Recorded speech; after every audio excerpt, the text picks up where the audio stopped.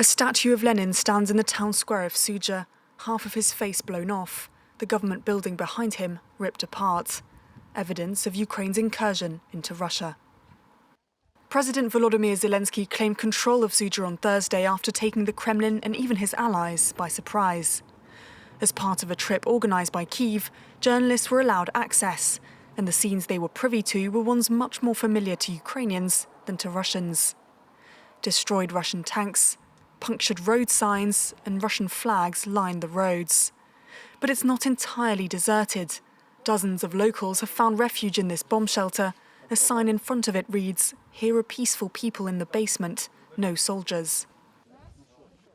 Elsewhere in the Kursk region, over 100,000 Russians have chosen to flee. Many are now staying in evacuee centres like this one, run by volunteers. Wherever my son took us, that's where we ran. We would even lay on our stomachs as tanks went past. It was extremely scary, but we survived the night.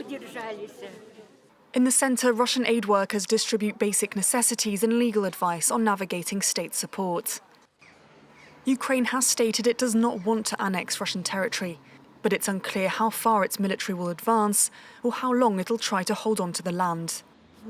We've been more careful since the accident. You react differently to sirens.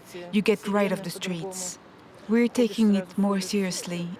It felt like the war was far away, but it's really not. It's scary how people were injured.